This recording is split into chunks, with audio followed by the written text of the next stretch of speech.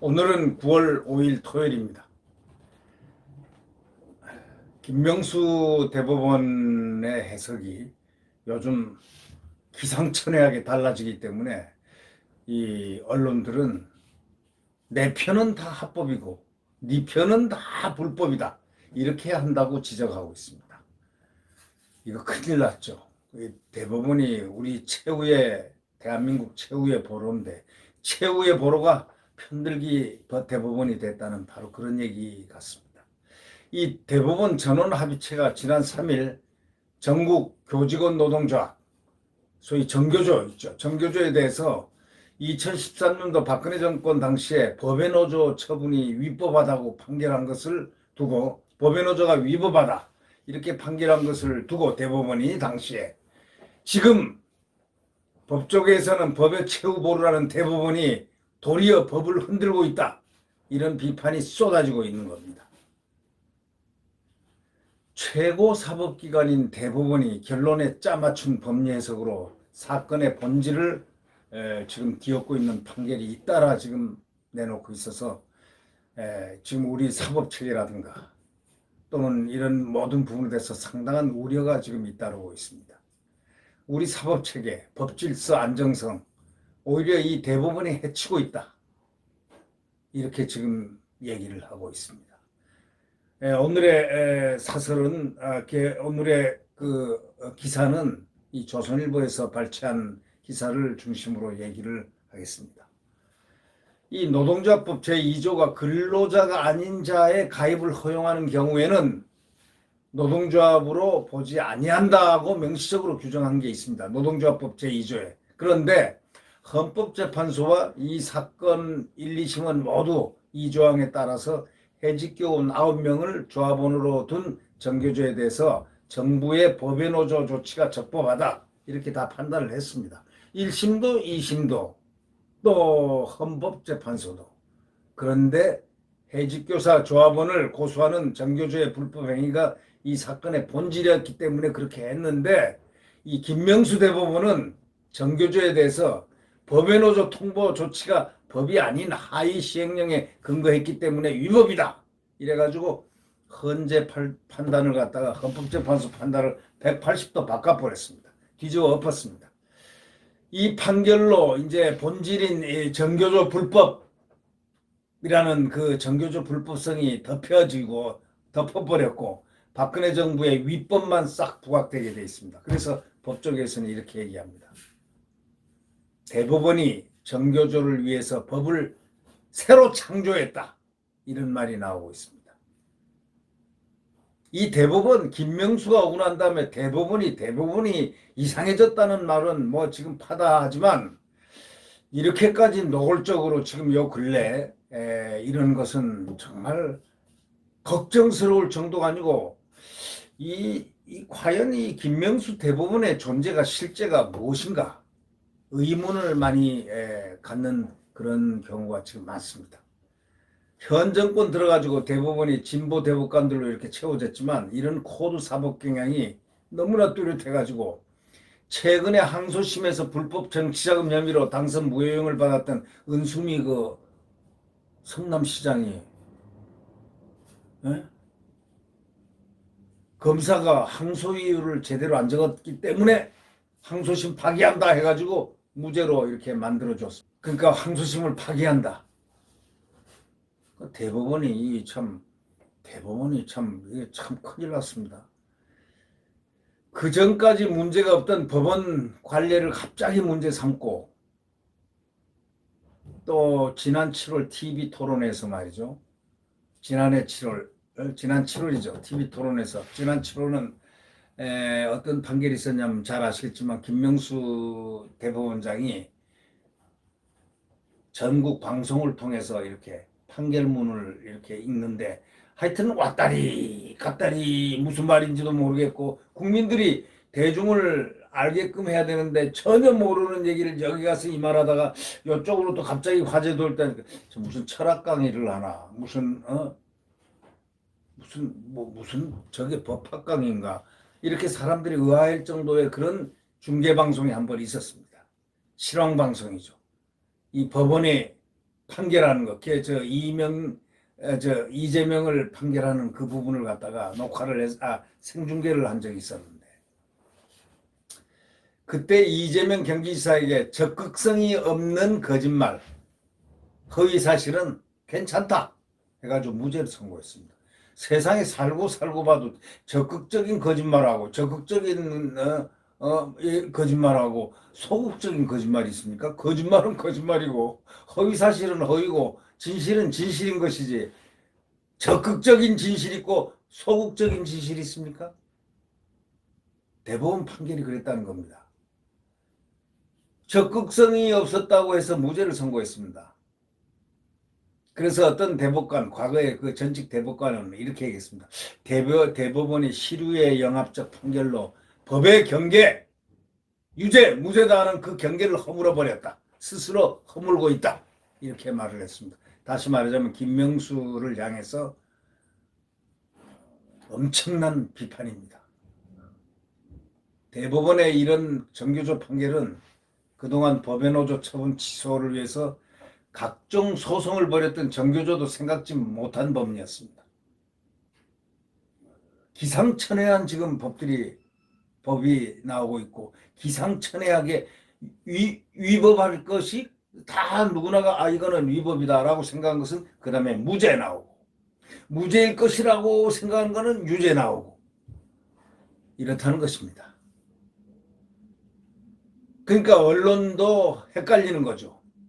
언론도 벌써 김명수 대법원장에 대해서 상당히 비판적이라는 것은 사설까지 올라오고 해설 기사가 막 올라오고, 이게 하루 이틀이 아니죠. 지금 김명수가 오고 난 다음에 이 대법원이 무너지고 있습니다. 뭐가 무너지고 있느냐? 신뢰가 무너지고 있다. 누구의? 국민들이 신뢰를 갖다가 대법원에 대해서 저버리고 있다.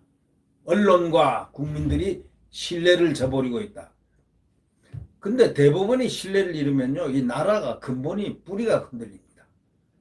바로 거기에 문제가 있기 때문에 이 대법원장 김명수, 이분이 이대로 있어야 되겠습니까? 대법원장으로 그대로 존속돼야 되는 겁니까? 이런 것을 비판적인 이런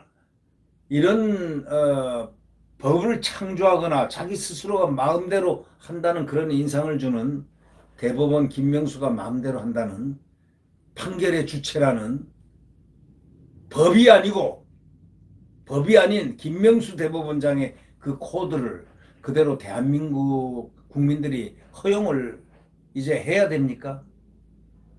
대법원으로서 인정을 해야 되는 겁니까? 사법부로서 인정해야 되는 겁니까? 보통 문제가 아닙니다.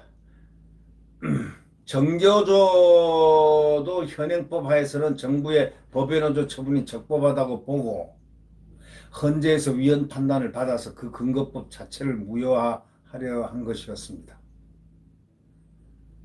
이게 지금 헌재가 그래서 2015년에 현직 교원이 아닌 사람이 교원노조의 의사결정에 개입하면 노조 자주성을 해야 할 수 있다.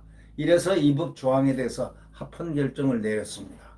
그런데 김명수 대법원이 시행령에 근거했기 때문에 위법이라는 법 해석으로 정교조 법의 노조 처분을 무효화했다.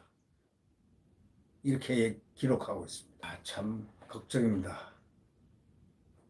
대법원 판결이 다시 말하자면 정교조를 이제 합법화하는 그런 목적을 위해서 아주 법 테크닉을 부린 겁니다. 테크닉을 부린 아주 기교가 높은 사법의 전형이라고 비판하고 있습니다. 법원장 출신들이 직접 비판하고 있습니다. 법기술을 부렸다. 대법원 판결은, 바로 이번 판결은 정교조 합법화라는 목적을 위해서 법기술을 갖다 적용시켰다 이거죠. 기교사법, 테크닉의 사법 전형이다. 공정하고 객관적으로 법에 따라서 해야 되는데, 이 법이란 건 법과 양심에 따라서 해야 되는데, 지금 법은 그대로 있는데 양심이 흔들렸다고 봐야 되는 거 아닙니까? 양심이 기술을 부렸다 봐야 되는 겁니까? 이 대법원이 이렇게 적용하는 대상은 법리가 사람이라든가 단체에 따라서 제각각입니다. 지금은 이 사람에 대해서는 이렇게 하고 저 사람에 대해서는 저런 판단.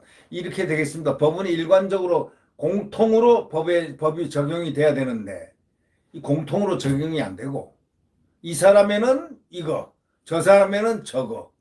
이게 무슨 법입니까?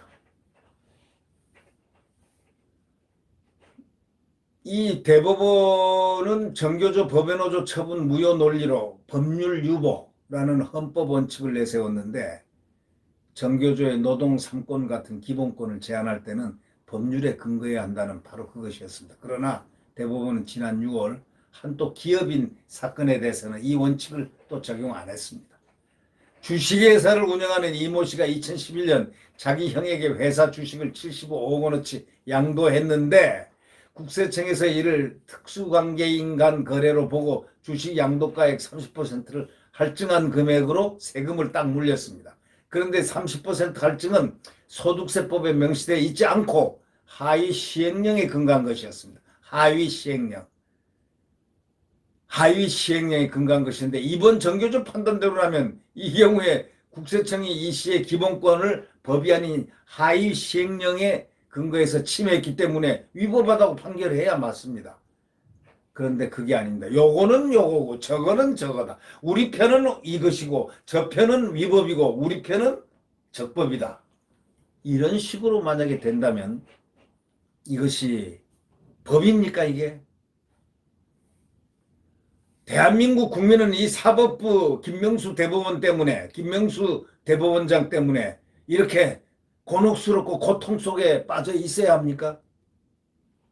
당시의 대법원은 전원합의체에서 법률의 위임 범위 안에 있는 적법 조치라고까지 다 했는데도 불구하고 김명수가 그렇게 머리가 좋은 대법원장입니까?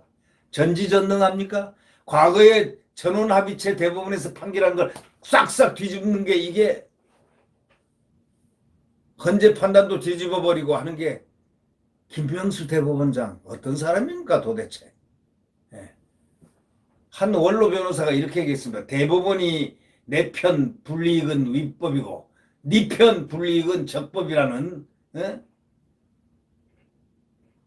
소위 고무줄 정치 판결을 계속하고 있다고 비판하고 있습니다. 고무줄 정치 판결을 계속하고 있다는 겁니다. 대법원이 아무리 코드라고 해도 이 정치적 판결을 하면 되겠습니까? 사법적 판결을 해야죠. 지금 김명수 대법원 코드 판결 논란이 이번 처음 아닙니다. 대법원은 지난 7월 2018년 지방선거 TV토론에서 친형 강제 입원 논란과 관련해서 아까도 말씀드렸지만 상대 후보 질문에 그런 일 없다 하고 거짓말한 이재명 경기도지사에 대해서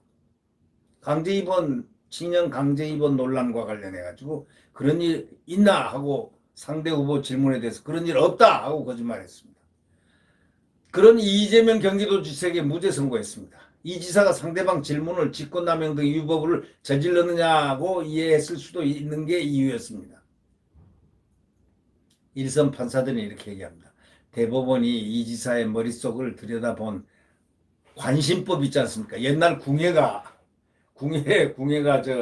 이렇게 딱 보고서 관심법이다 해서 자기가 느낌대로 판결한 거. 그 관심법 판결을 했다고 지금 비판하고 있습니다.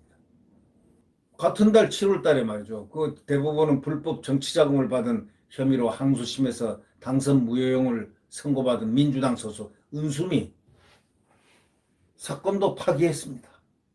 검사가 항소하면서 1심 양형이 부당한 이유로 구체적으로 항소장에 적지 않았다는 이유로 파기해버렸습니다. 한 고등법원 지금 현직 판사는 이렇게 얘기합니다. 검사가 항소장에 양형 부당이라고 적은 것은 오랜 실무 관례인데 참 납득할 수 없다. 그렇게 딱 적는 것인데 검사가 구체적으로 소명 안 했다고 말하는 건 말이 안 된다 이 얘기죠. 이 역시 대법원이 그동안 문제시 되지 않았던 지역적 절차를 문제를 삼아가지고 본질인 은 시장의 불법 정치자금 혐의를 덮은 사례라 할 수 있다고 지적하고 있습니다. 그런데 결국은 그렇죠. 판결을 저 내 편이 유리하도록 살려내야 되겠다는 목적을 가지고 이것 적용시켜 끼워 맞추고 그것 찾고 이런 연구를 하는 게 대법원은 아니지 않습니까? 또 말이죠. 김명수 대법원은 작년에 11월에 이승만 대통령, 박정희 전 대통령을 악질 친인파 또 썩은 돌대가리로 규정한 다큐멘터리 백년 전쟁에 대해서 주요 내용이 객관적 사실과 합치되 문제가 없다 이렇게 판결을 했습니다. 이게 대법원입니까? 이게 김명수 대법원입니다. 이 대법원은 작년 3월에 여순 사건에 대해서 71년이나 지났는데 재심 개시 결정을 내렸습니다. 재심을 다시 하라고 개시 결정을 내렸습니다. 1948년 당시에 전남 여수 순천 지역에 반란군과 협조했다는 이유로 가족이 사형을 당했다고 주장하는 유족의 요구를 받아준 겁니다. 이 자체가 뭐 문제가 없다. 다만 뭐가 문제냐. 이를 뒷받침만 할 만한 관련 수사 기록이나 재판 기록이 없다는 겁니다. 근데 재심은 확정 판결의 효력을 없애는 절차이기 때문에 새로운 사실이나 수사기관의 어떤 고문 등이 명확히 이렇게 확인됐을 경우에만 제한적으로 허용된 건데 근본적으로 이건 뒤집어 버린 겁니다. 대법원은 20일 만에 사형이 선고되는 집행된 점을 볼 때 불법 체포 감금이 있었을 것으로 보인다라는 추정을 재심 사유로 삼았다는 것입니다. 김명수 대법원 그 법 해석 내 편은 합법이고 네 편은 불법이야. 이것을 우리가 언제까지 보아야 합니까? 우리는 이 시대가 언제까지 보아야 합니까? 시대에 살고 있습니다. 언제까지 보아야 합니까? 이 시대를. 김명수 대법원을 언제까지 보아야 합니까? 구독 버튼과 엄지를 눌러주시면 감사하겠습니다. 제가 항상 얘기하지만 태양은 여기 영상처럼 항상 떠오릅니다. 지금은 암흑에 새벽 3시, 4시, 5시, 한 5시쯤 와 있습니다. 지금 겨울, 엄동설한 겨울 한번 상상해 보십시오. 새벽녘에 나갈 때 살을 에이는 듯한 그 삭품 끝에서 오는 그 칼로 살을 이렇게 에이는 듯한 그 추위, 고통을 또 칠흑 같은 암흑 속에서 좌절하고 절망하는 국민 이제 없습니다. 태양이 이제 이렇게 떠오르고 있습니다. 지금 서서히 떠오르고 지금 떠올랐습니다. 태양은 내일 반드시 떠오른다. 이런 얘기 있지 않습니까? 대한민국, 대한민국, 자유민주주의와 시장경제가 뛰노는 국민들, 대한민국, 위대한 대한민국은 떠오른다. 네, 희망입니다. 아니, 필연적으로 태양은 떠오르게 돼 있습니다. 안녕히 계십시오.